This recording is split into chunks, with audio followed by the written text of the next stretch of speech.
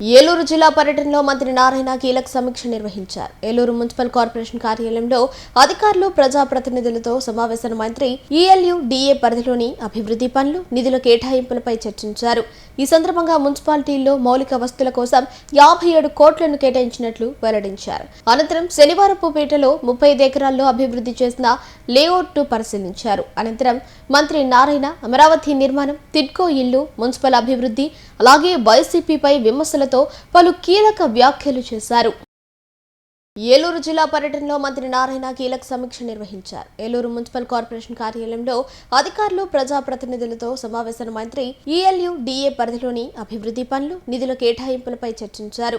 ఈ సందర్భంగా మున్సిపాలిటీల్లో మౌలిక వస్తువుల కోసం 57 కోట్లను కేటాయించినట్లు వెల్లడించారు. అనంతరం శనివారపుపేటలో 35 ఎకరాల్లో అభివృద్ధి చేసిన లేఅవుట్ను పరిశీలించారు. అనంతరం మంత్రి నారాయణ అమరావతి నిర్మాణం, టిడ్కో ఇల్లు, మున్సిపల్ అభివృద్ధి, అలాగే వైసీపీపై విమర్శలతో పలు కీలక వ్యాఖ్యలు చేశారు. అర్బన్ అథారిటీలో ఈరోజు యాక్చువల్గా రివ్యూ జరిగింది. దీంట్లో మొత్తం 10 మున్సిపాలిటీస్ ఉన్నాయి, మొత్తం 15 కాన్స్టిట్యున్సీస్ ఉన్నాయి ఇందులో. అయితే ఈరోజు స్పెసిఫిక్గా ఈ యొక్క 10 మున్సిపాలిటీస్ యొక్క కమిషన్లతోనూ తర్వాత ఇతర అధికారులతో గాను దీని మీద డిస్కషన్ జరిగింది. అయితే ఈ యొక్క అర్బన్ అథారిటీలో ఈ మున్సిపాలిటీస్ లో అనేక వర్క్స్ జరుగుతున్నాయి. ఈ యొక్క అర్బన్ అథారిటీ ఒక లేఅవుట్ యాక్చువల్గా ఎప్పటి నుంచో ఉన్న పెండింగ్ లేఅవుట్ని యాక్చువల్గా దాన్ని లేఅవుట్ చేసి యాక్చువల్గా సేల్ చేయటం వల్ల వాళ్ళకి కొంత ఆదాయం వస్తుంది. ఎందుకంటే అన్ని అర్బన్ అథారిటీస్ యాక్చువల్గా ఈరోజు చేయాల్సిన పని ఏంటంటే వాళ్ళు ఇన్కమ్ జనరేట్ చేయాలా, తర్వాత టౌన్ కానీ రూరల్ ఏరియాస్ కానీ డెవలప్ చేయాలా. That is the main objective. అదేవిధంగా ప్లానింగ్, ఏదైతే ప్లానింగ్ చక్కగా ప్లానింగ్ అటు టౌన్స్ కానీ రూరల్ కానీ ప్లానింగ్, ఇది మెయిన్. ఆ రోల్లో యాక్చువల్గా వీళ్ళు ఏదైతే ఈరోజు ఇక్కడ చేశారో దాంట్లో దాదాపు ఈరోజు 57 కోట్ల రూపాయలు ఈ 10 మున్సిపాలిటీస్కి ఈరోజు డిస్ట్రిబ్యూషన్ చేయడం జరిగింది. ఇది మెయిన్గా ఎందుకంటే end to end roads, drains first priority, ఆ తర్వాత లైట్స్, పార్క్స్. అంటే ప్రజలు జనరల్గా ఎక్కడైనా ఒక మున్సిపాలిటీ అయినా పంచాయతీ అయినా ప్రజలు కోరుకునేది ఏంటంటే ప్రతిరోజు వాళ్ళ ఇంటి నుంచి వచ్చే చెత్త ఏదైతే ఉంటుందో సాలిడ్ వేస్ట్ దాన్ని క్లీన్ చేయాలని కోరుకుంటారు. అది క్లీన్ చేయటం ఒకటి. రెండవది యూజ్డ్ వాటర్, ఏదైతే బాత్రూమ్ అయినా, కిచెన్ అయినా, టాయిలెట్స్ అయినా ఏదైతే యూజ్డ్ వాటర్ ఉందో దాన్ని డ్రైన్స్ ద్వారా బయటకు పంపించాలని కోరుకుంటారు. మూడవది చక్కటి రోడ్లు, తర్వాత లైట్స్, తర్వాత ఇంకా పార్కులు, ఇలా మినిమం బేసిక్ ఇన్ఫ్రాస్ట్రక్చర్. ఈరోజు ఈ ప్రభుత్వం బేసిక్ ఇన్ఫ్రాస్ట్రక్చర్కి ఇస్తూ డ్రింకింగ్ వాటర్కి సంబంధించి ఏషియన్ ఏఏబి, యుఐడిఎఫ్, అమృత్ 2.0 ఈ 3 స్కీముల్లో రాష్ట్రంలో ఉన్న అన్ని మున్సిపాలిటీ 123 మున్సిపాలిటీలో ప్రతి ఇంటికి తాగునీరు, అది కూడా సర్ఫేస్ వాటర్, నదులలో సర్ఫేస్ వాటర్ వచ్చేటట్టుగా ట్రీట్ చేసే వాటర్ వచ్చే విధంగా ఆల్రెడీ టెండర్లు పిలిచేసాం. రాష్ట్రం అంతా 123 మున్సిపాలిటీస్లో వర్క్స్ గ్రౌండ్ అయినాయి, వర్క్ జరుగుతుంది. రాబోయే 2 సంవత్సరాల్లో ముఖ్యమంత్రి గారు ఇచ్చిన ఆదేశం ప్రకారం ప్రతి ఇంటికి ట్యాప్ కనెక్షన్ ఉంటుంది, ప్రతి ఇంటికి. రెండవది డ్రైన్స్, ఏదైతే యూజ్డ్ వాటర్ ఉందో దాన్ని కూడా డ్రైన్స్లో బయటికి పంపించాలా, దాన్ని కూడా ట్రీట్ చేసి బయటికి పంపించాలి. దానికి కూడా ఎస్టీపీలు యాక్చువల్గా శాంక్షన్ చేశాము. అక్కడక్కడ ల్యాండ్ లేకుంటే కలెక్టర్స్ ల్యాండ్ అడిగితే ల్యాండ్ అక్విజిషన్ చేయమన్నాం. ల్యాండ్ అక్విజిషన్ కూడా ఈ మధ్య మన పొల్యూషన్ బోర్డు వాళ్ళు 300 crores ఇచ్చారు, only land acquisition for STPs. అంటే ఈ ప్రభుత్వం ఎంత ప్రయారిటీ లిక్విడ్ వేస్ట్కి ఇస్తుందో మీరు అందరూ అర్థం చేసుకోవాలా. గత ప్రభుత్వం మొత్తం వదిలేసింది. 123 మున్సిపాలిటీస్లో ఎస్టీపీలు శాంక్షన్ చేసాం స్వచ్ఛ భారత్, స్వచ్ఛ ఆంధ్రలో. కానీ అవి గ్రౌండ్ కావాలంటే ల్యాండ్ లేదు. ల్యాండ్ కోసంగా కలెక్టర్ని అడిగితే అది ల్యాండ్ అక్విజిషన్ చేయాలంటే ఒక 300 కోట్ల రూపాయలు అవుతుందని ఎస్టిమేషన్ వేశారు. దాన్ని ముఖ్యమంత్రి గారు చెప్తే పొల్యూషన్ బోర్డు డిప్యూటీ సీఎం గారు యాక్చువల్గా దాన్ని రిలీజ్ కూడా చేశారు. ఆ అమౌంట్ కూడా వచ్చింది. దాన్ని కూడా అన్ని దగ్గరలో ల్యాండ్స్ చూడమంటున్నాం. ల్యాండ్ చూస్తే అవైతే 6 నెలలు పూర్తవుతాయి. ఈ విధంగా యూజ్డ్ వాటర్కి, అదేవిధంగా roads, end to end roads. ఫ్యూచర్లో మిషన్స్ కొనమంటున్నాం అందరినీ, స్వీపింగ్ మిషన్స్ ద్వారా స్వీపింగ్ చేస్తే నీట్గా వస్తుంది. అది కూడా నైట్ చేస్తాయి స్వీపింగ్ మిషన్స్, ట్రాఫిక్ ఇబ్బంది ఉండదు. అందువల్ల స్వీపింగ్ మిషన్స్ని కొని స్వీపింగ్ చేయమంటున్నాం. అది చేయాలంటే రోడ్స్ ఎండ్ ఎండ్ ఉండాలి. ఎండ్ టు ఎండ్ లేకుండా మట్టి మీద స్వీపింగ్ మిషన్ చేస్తే మట్టి వేస్తుంది. దానికి కూడా ఈరోజు హై ప్రయారిటీ ఇస్తున్నాం. అందుకని ఏదైతే అమౌంట్ ఈరోజు దాదాపు 57.5 కోట్లు ఈ 10 మున్సిపాలిటీస్కి అర్బన్ అథారిటీ ద్వారా శాంక్షన్ చేశాము. వాళ్ళందరూ end to end roads, drains, పార్కులు చేయమని ఇన్స్ట్రక్షన్ ఇచ్చాం. ఆ విధంగా జరుగుతున్నాయి. టిట్కో హౌస్ గురించి ఇప్పుడు ఎమ్మెల్యే గారు చెప్పారు. టిట్కో హౌస్ కూడా మీకు అందరికీ తెలుసు. గత 2014-19లో 7 లక్షల హౌసెస్ని రాష్ట్రానికి శాంక్షన్ చేశాం.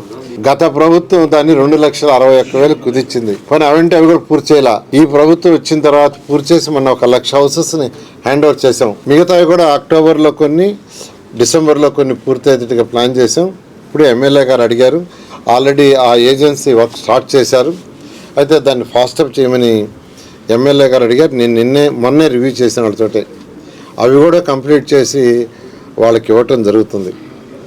ఈ విధంగా ఈరోజు మున్సిపల్ శాఖ ఆర్థికంగా అనేక ఇబ్బందుల్లో ఉన్న రాష్ట్ర ప్రభుత్వం, ముఖ్యమంత్రి గారు వారికి ఉన్న అపార అనుభవంతో ఈరోజు రాష్ట్రానికి మున్సిపల్ శాఖ ఏదైతే ఉందో అన్ని శాఖలతో పాటు ఈరోజు ఏషియన్ ఇన్ఫ్రాస్ట్రక్చర్ ఇన్వెస్ట్మెంట్ బ్యాంక్ ద్వారా, తర్వాత UDF 1 and 2 ద్వారా, తర్వాత వచ్చి అమృత్ 2 ద్వారా మొత్తం ఎంత 18,000 కోట్ల రూపాయలతో ఈరోజు గ్రౌండ్ అయినాయి. అంతా ఇంత కాదు.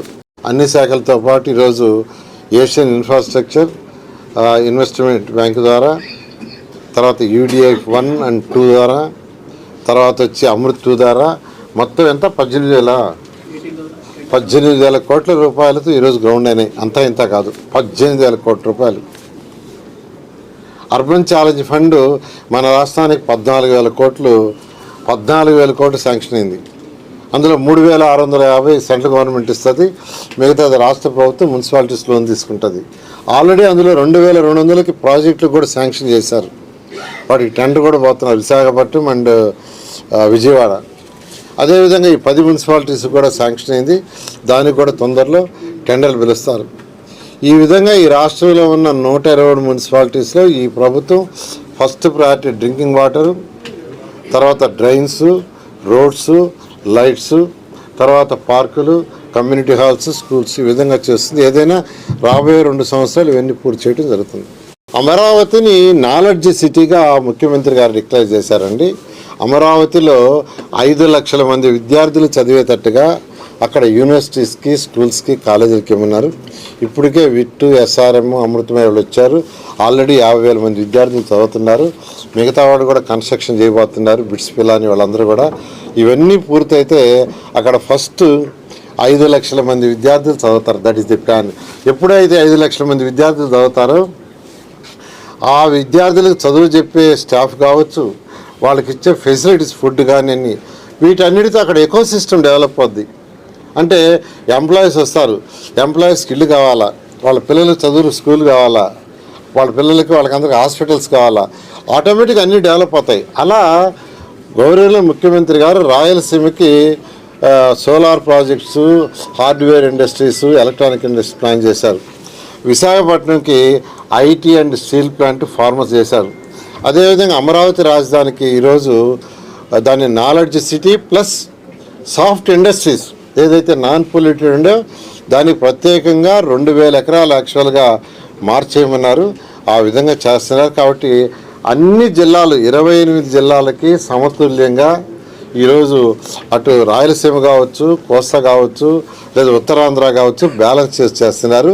అయితే వాళ్ళు ఏం మాట్లాడుతున్నారో వైసీపీ నాయకులు ఏం మాట తెలియదు. మా విగాన్ని అన్నారు, నేను అటే చెప్తాడా. అంతకుముందేమో 3 రాజధానులు అన్నారు. 2014-19లో జగన్మోహన్ రెడ్డి గారే స్వయాన చెయ్యెత్తాడు. ఏమని?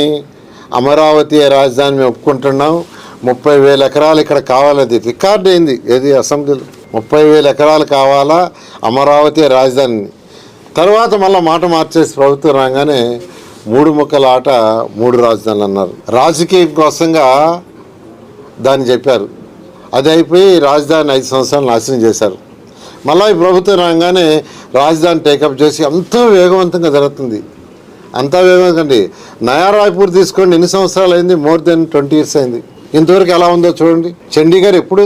కానీ ఈరోజు అమరావతి రాజధాని మేము ఈ 5 సంవత్సరాల్లో పూర్తి చేయాలని చక్కటి ప్లాన్ చేసి ఈరోజు 350 కిలోమీటర్ల ట్రంక్ రోడ్లు కావచ్చు, 1500 లేఅవుట్స్ కావచ్చు, లేదా ఐకానిక్ భవనాలు కావచ్చు, లేదా 4020 మంది అధికారులకి హౌసెస్ కావచ్చు, ఇవన్నీ ఎంతో వేగవంతంగా జరుగుతున్నాయి. అసలు వచ్చి చూసిన వాళ్ళు ఆశ్చర్యపోతున్నారు. ఇక్కడే కాదు, ఇతర రాష్ట్రాల్లో కూడా తెలుగు వాళ్ళు ఎవరున్నా ఇతర దేశాల్లో, నేను సింగపూర్ మలేషియా పోతే తెలుగు వాళ్ళకి వచ్చారు, అమరావతి బ్రహ్మాండంగా జరుగుతుంది, మా వాళ్ళు బిజినెస్ ఇచ్చారు, నేను వచ్చే ఇండియా చూశాను, బ్రహ్మాండంగా జరుగుతుంది, ఎప్పుడు జరగనిది, వాళ్ళందరూ సంతోషపడుతున్నారు. రాష్ట్రం అంతా సంతోషపడుతుంది, దేశంలో ఉండే తెలుగువాడంతా సంతోషపడుతున్నారు, ప్రపంచంలో ఉండే తెలుగువాడంతా సంతోషపడుతున్నారు.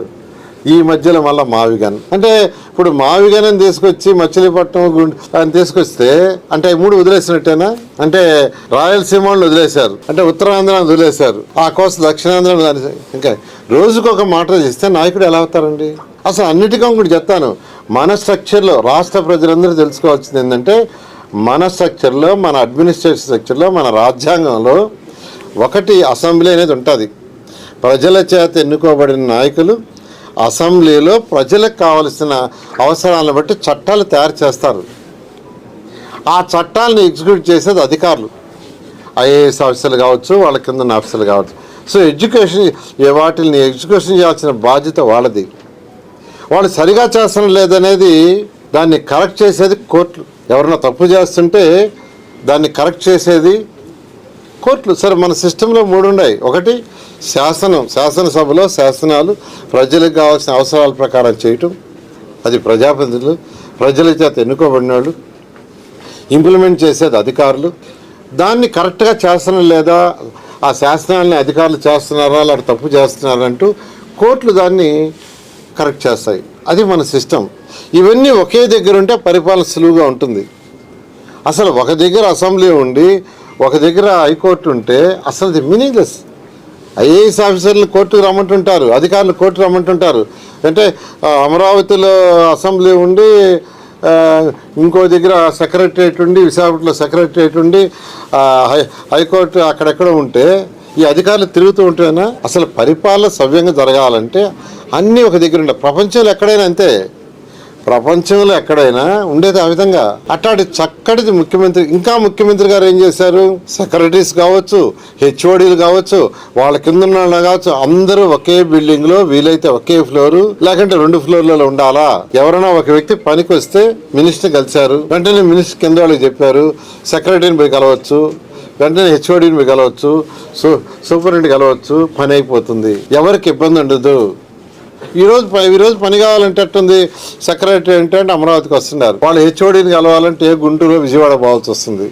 కాబట్టి పరిపాలన సులభంగా ఉండాలనే ఉద్దేశంతో ఎంతో అనుభవం ఉన్న ముఖ్యమంత్రి నారా చంద్రబాబు నాయుడు గారు డిజైన్ చేశారు. ఎంతో వేగవంతం జరుగుతుంది. ఈ పరిస్థితుల్లో మావిగనని అసలు ఏం మాట్లాడుతున్నారో, ఎందుకు మాట్లాడుతున్నారో ఎవరికి అర్థం కావట్లేదు. ఎవరికి ఒక్కరికి కూడా. ఈ ఏలూరు నుంచే చెత్త కూడా విజయవాడకి వెళ్తుంది. కాకినాడలో అయితే ఎంతో వేగవంతంగా జరుగుతుంది. ఈ 8 ప్లాంట్లు పూర్తయితే ఈ రాష్ట్రంలో 123 మున్సిపాలిటీలో వచ్చే 7,000 టన్నులు ప్రతిరోజు వస్తుంది. దాంట్లో 6,500 టన్నులు ప్రాసెస్ వెళ్ళిపోద్ది. ఏ రోజుకి ఆ రోజు తీసిపోయి దాంట్లో వేస్తారు, అది బర్న్ అయిపోద్ది. దాంట్లో నుంచి ఎలక్ట్రిసిటీ ప్రొడ్యూస్ చేస్తున్నారు. బ్యాలెన్స్ యాష్ మిగిలితే బ్రిక్స్ చేస్తారు. ఇలా రాబోయే 2 సంవత్సరాల్లో ఈ ప్లాంట్లు ఎంతో పీపీపీ మోడల్. ఇవి కాకుండా మరొక ప్లాంట్ కూడా భీమవరం ఏరియాలో ప్లాన్ చేస్తుంది. ఎందుకంటే నర్సాపూర్, భీమవరం అన్నీ కూడా కాకినాడకి దూరం అవుతాయని మరొకటి వర్కౌట్ చేయమన్నాను. అది కూడా వస్తే 9 ప్లాంట్లు. 9 ప్లాంట్లు అయితే 7,000 టన్నులు వచ్చే దాంట్లో దాదాపు 6,800 టన్నులు ఏ రోజుకి ఆ రోజు బర్న్ అయిపోద్ది. అది కాకుండా ఆ ప్లాంట్కి దగ్గరగా 100 కిలోమీటర్ రేడియస్లో ఉండే పంచాయతీల్లో, మేజర్ పంచాయతీల్లో వచ్చే చెత్త కూడా తీసిపోయి దాంట్లో వేసే విధంగా చేయమని ముఖ్యమంత్రి గారు ఆదేశించారు.